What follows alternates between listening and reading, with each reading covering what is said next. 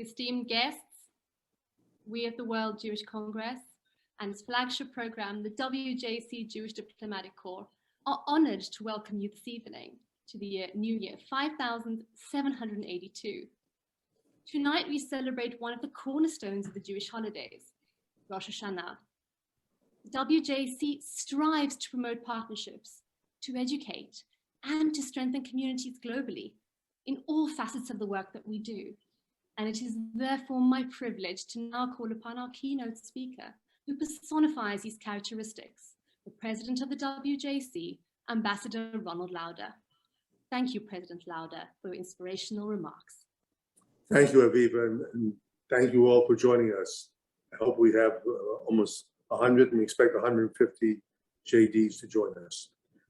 It's a pleasure to join you, all of you, and also our special guests for this Rosh Hashanah event. But before I start my remarks, I'd like to say something else that is off script. I noticed that today is September 1st. For me, September 1st has always been a date that I look back and look forward to where I am and what I had. It all started in 1957, a few months after my bar mitzvah, and I thought about what it meant to be a man and what responsibilities are. And again, I spent the day just thinking about it and talking about it. The next time was 1973, when I was going to, for the first time, join my parents for Yom Kippur. It was always a time that I went separately. And I remember coming out of the event and hearing that the Yom Kippur War had started. And my first reaction is, how can I help? And I realized I could not help.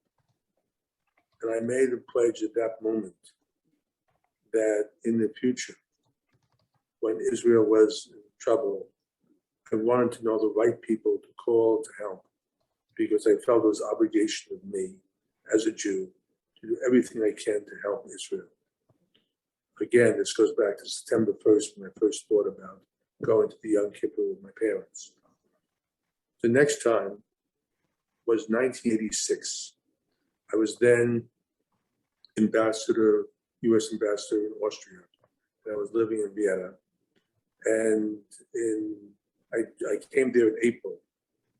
In May sometime, a man called Ivan Hacker, who was the head of the Jewish community of Austria, came to see me and said, look, we finally have an ambassador who's Jewish. I'm an old man, I'm dying of cancer, and I'd like you to take over from me when I die. I said, look, the Marine guy downstairs, who happened to be black, probably knows more about Judaism than I do, but thank you. And I said, this one response. On September 1, his wife called me up and said, my husband just died. And the last words he said to me was, call Ambassador Lauder and tell him to keep his pledge. I said, I think you misunderstood her. But unfortunately, she didn't.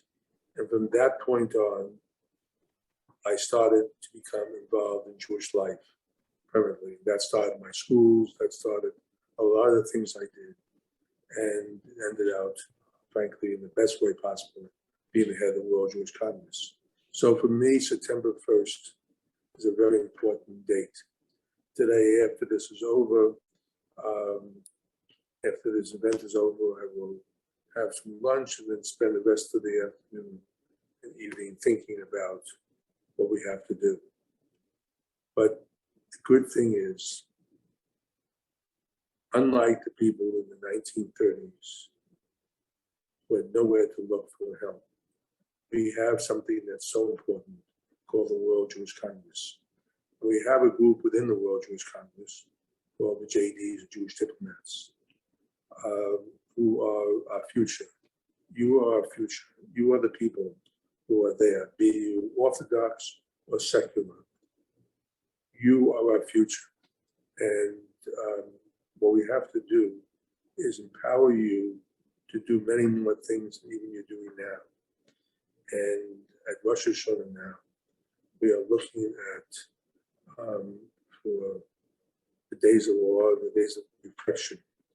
The part of that reflection is not only what you did and what you didn't do this past year, but also what you can do. We have the greatest challenge in front of us. We have two challenges. One is the rise of anti-Semitism. And that is particularly among younger people. And also the fact that many young people in the Jewish religion don't understand the role of being Jewish or Israel. I had a piece recently in Yediot in Israel where I talked about the fact that 20% of young Jewish people don't feel that Israel is important to have in Israel. That's too high of a number.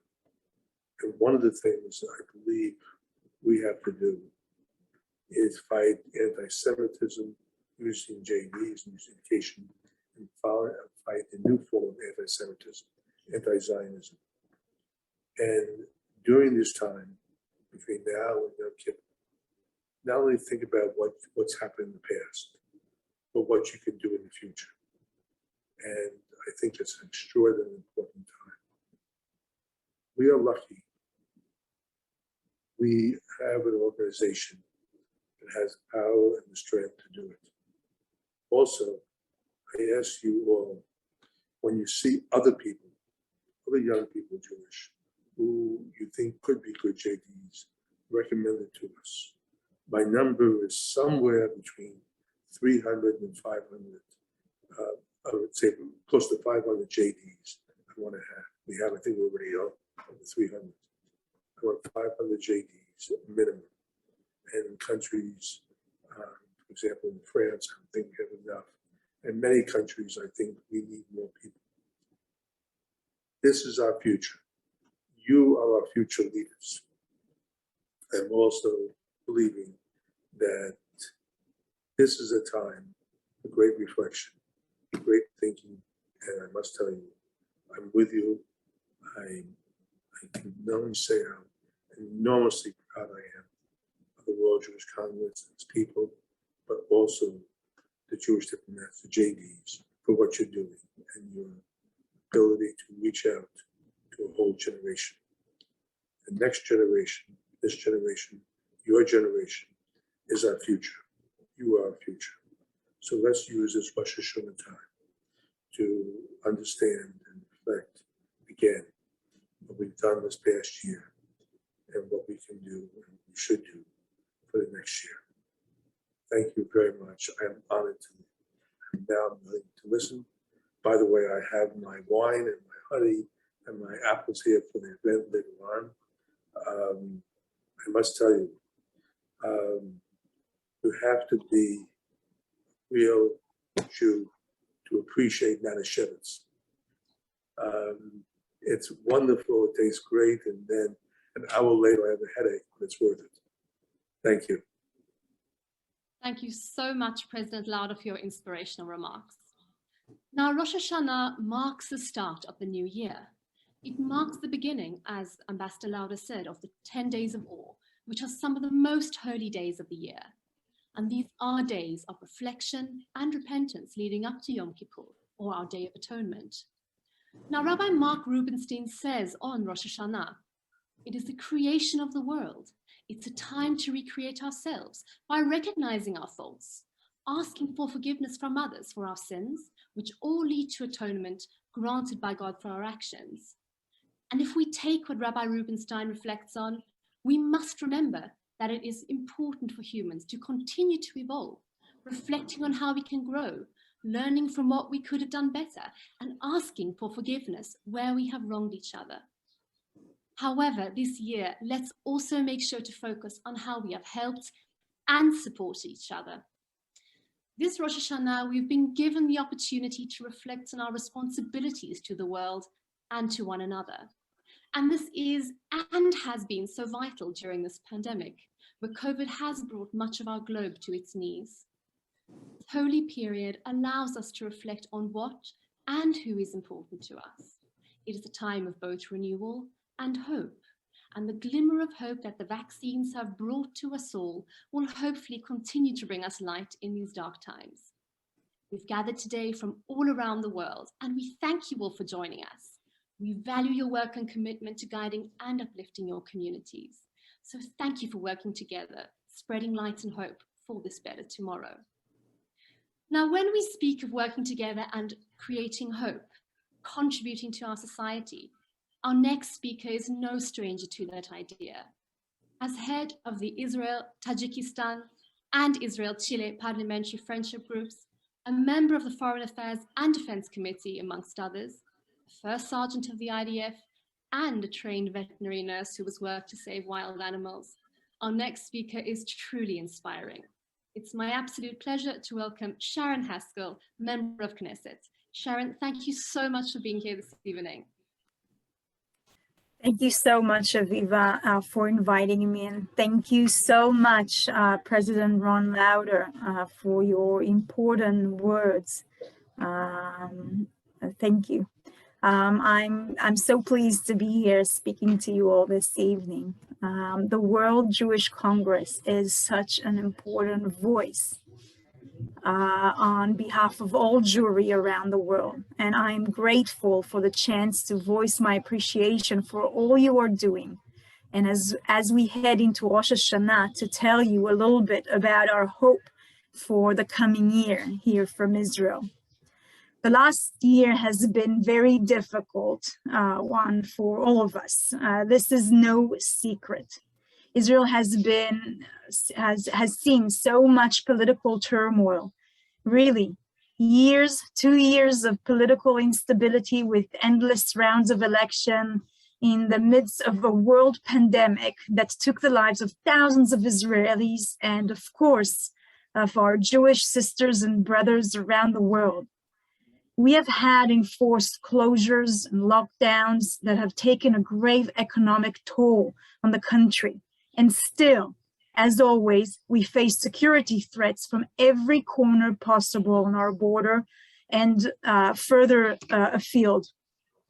Traditionally, when we think of Israeli society, and certainly as one who spent some of my youth outside of Israel, we think of a society that has its differences, right? We know this. We have left and right, and we have religious and secular, and of course we have Jewish and Arab, lots of differences. But I think we always knew deep down that when tragedy strikes, we have the ability to come together to unite, to put our differences aside. I have to tell you that what we saw in the past year in the run-up to the election made us think and question very seriously about the bridges between us within Israeli society. We saw tension between communities, really in a way we have never seen, with violence in mixed cities and a political discourse that really crossed all red lines. I'm pleased to say, though, that the government that we have formed and has now been holding steady for a few months is based on mutual respect and, importantly, mutual responsibility. It is true that the government we formed was not the one we expected. It was not the one we would have had said that what was our first choice. But this is the only government that was possible to build. This is a government that brings so many different parts of Israeli society together. Parties who we would never imagine sitting with are now our political partners. We are addressing together problems of today. The coalition we build forces us to put aside the things which we disagree and work together on mutual goals, like opening a new school year today for all Israeli students, Jewish, Arab, religious, secular, left and right, as well as other challenges like the economy, environment, and most importantly, our health. You know, the new party that I joined, led by our now Minister of Justice and Deputy Prime Minister Gideon Sa'ar, is called New Hope.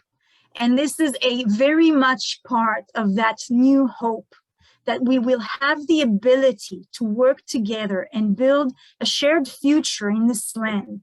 And I think this government and the way it manages itself with cooperation and respect is bringing a lot of hope to our country and to our people. And I think this is the most beautiful message I have for you for this year. So I would like to thank you all again for all you do for Israel and for the Jewish people all over the world. And may this year be a year of unity and care for each other, a year with less hatred and less violence as we build these bridges in our society in Israel. And indeed, we must continue and build those same bridges with our Jewish communities around the world. May God bless you and bring a happy and healthy new year upon all of us. Thank you so much, Sharren. Hope is definitely a key word we need to carry with us forward into our new year. Thank you again. Sharren, that was great. Thank you. Thanks a lot. Now, we spoke earlier on about reflecting on the past, renewal, new beginnings, the idea of hope. And it is such an honor to also introduce then our next speaker. As of 2021, Jewish life in Germany has existed for around 1700 years. And in current times, where right-wing extremism and anti-Semitism is on the rise globally, the establishment of Rabbi Zsolt Balla as the first Jewish military chaplain, 76 years after the end of World War II, it couldn't be more apt. So Rabbi Balla, thank you so much for being here this evening, coming to share your story. Thank you so much for having me. Dear Ambassador Lauder, President of the World Jewish Congress, dear member of the Knesset, Sharren Haskel, it's a great honor to speak after you. And the truth is that right now that we stand before Rosh Hashanah, there's an incredible idea that I have read about this instrument that you might know as a shofar, which has a very unpleasant voice. The sound that we have to hear in our synagogues, it's an amazing thing that it happens on the day of the creation of the world. But to say about Rosh Hashanah that it is the creation of the world, it's a little bit imprecise. Precisely, it is the 6th day of the creation, the day that humanity has been created, the day that, as the Torre describes, God breathed into the nostrils of the first man, the breath of life. And on that very day, the Jewish people have the mitzvah, the commandment to sound the shofar, to give our breath, and through our breath, recognize the sovereignty of God in the world. He gave us the power of soul and through the power of breath. And on that day, we are commanded to do the same. Now, I would like to address all of you, especially the incredible young people at the Jewish Democratic Corps. What you do is actually breathing life back to the Jewish people the way your incredible dugma ishit, your incredible role model, Ambassador Lauder, does that. You know, I hope he doesn't feel bad when I say I think I'm his product.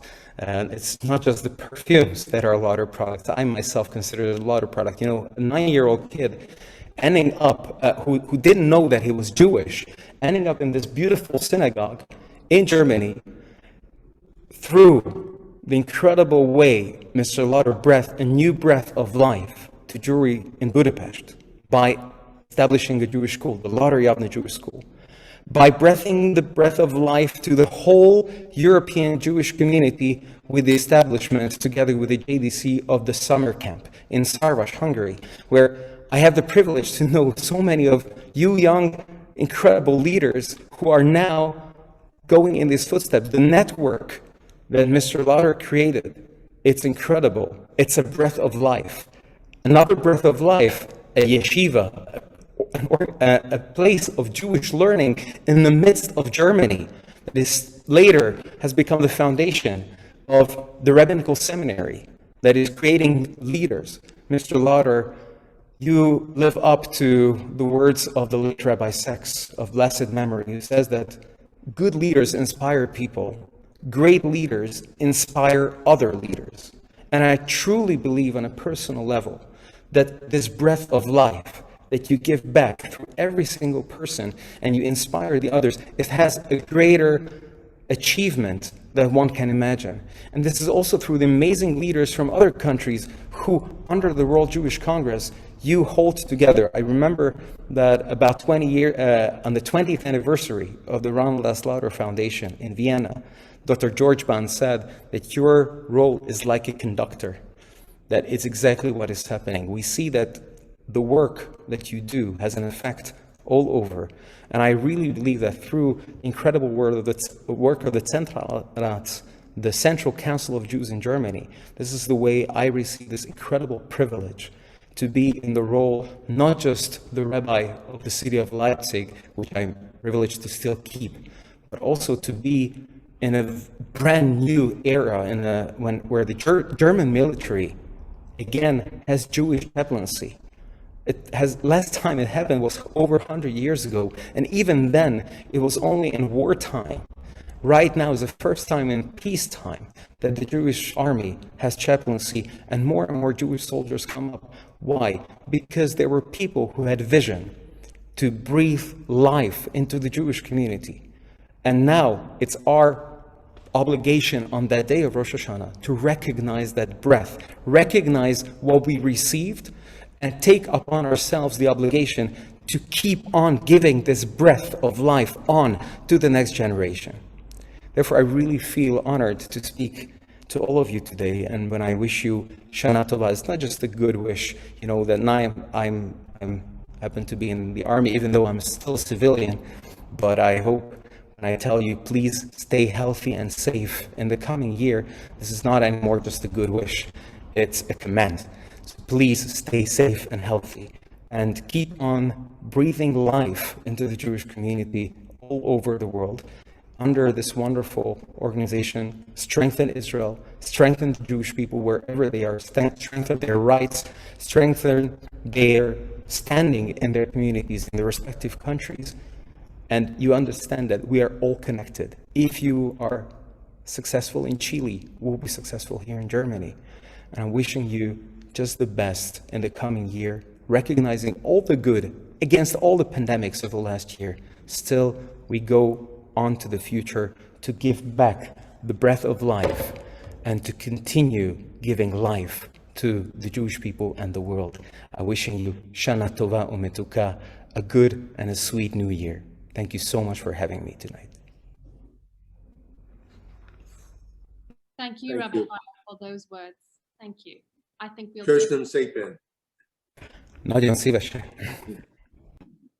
take those words with us, all of us around the world, and thank you for the work that you are doing in your community in Germany. Whether you greet each other on Rosh Hashanah with Añada Buena, Dulce Alegre, which in Ladino means may you have a good, sweet, and happy new year, or Shana Tova Mutuka, may you have a good and sweet year, our customs and traditions, they unify us. And I'm proud to be able to introduce two fellow JDs, Randall Fried from the USA and Vanessa Hites from Chile, who'll be speaking more in depth about our Rosh Hashanah traditions and food in their communities. Randy, Vanessa, thank you so much for sharing with us this evening. Thank you. Oh, I'm very moved by all the speeches. Wow. Thank you all for connecting. My name is Vanessa Hites. I am from Santiago de Chile. And I'm Randy Fried from Los Angeles in the United States. And we're members of the World Jewish Congress, Jewish Diplomatic Corps. It is our privilege to be with you today as we talk a bit about Rosh Hashanah and how we as Jews prepare. Vanessa, if you had to describe Rosh Hashanah, what would you say? Well, for starters, as stated before, Rosh Hashanah is the Jewish New Year. Rosh Hashanah is the milestone that commemorates the day when God created man and woman. The Hebrew word Rosh Hashanah literally means head of the year. Did you know, Randy, also that this holiday has more than one day? Yom Teruah, for example, the day of blast, which refers to the blast of the shofar. You know, I do actually, and I was so moved by the rabbi's comments.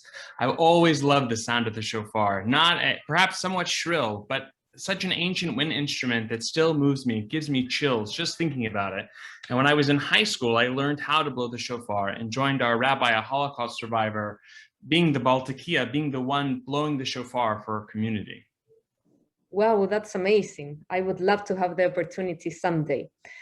You know, there's so many symbols this day that makes this holiday unique and special. Even the challah is different, right? That's right. Instead of our challah being in a braid, it's round because the year is round. And that's the idea. Or perhaps like a crown for crowning God as king on Rosh Hashanah. Well, we always have food traditions for the holidays. For example, today we also eat apples and honey.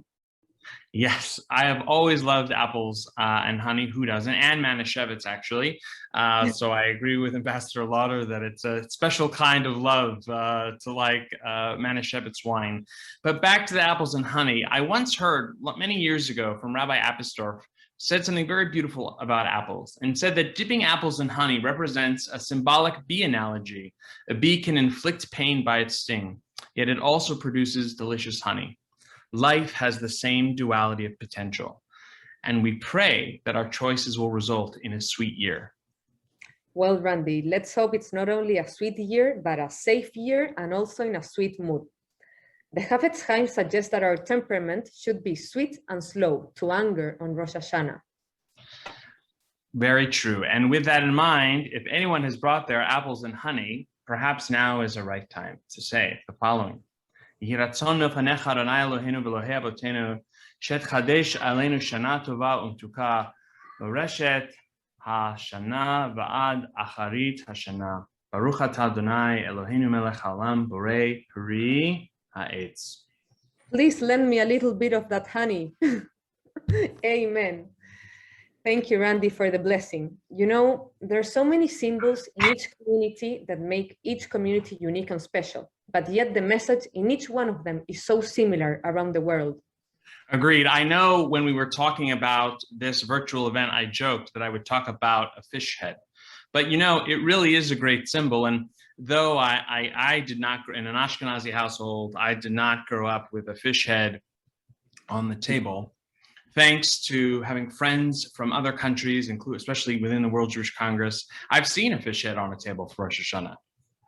Yeah, because the head of the fish symbolizes the head of the year, right? Yes, and more. It is really a wish for leadership, as in better to be the head versus the tail, a leader versus a straggler. Well, as the previous speaker stated, and Ambassador Ronald Lauder, we certainly need more leaders than followers, especially today. Agreed, and thanks to Ambassador Lauder's hard work and creating and finding and nurturing new leaders and all of us within the JD Corps. First, I'll just go off script as well and say thank you, Ambassador Lauder, for what you do for me personally as a JD and for all of the JDs. I think I can say is nothing short of amazing. And hopefully we continue to find and cultivate relationships and greater leaders in all communities. Randy, thank you very much. Yeah, Vanessa great also. leaders. Thank you. Great Shana leaders Tova, everyone. inspire great leaders. Shana Tova, everyone.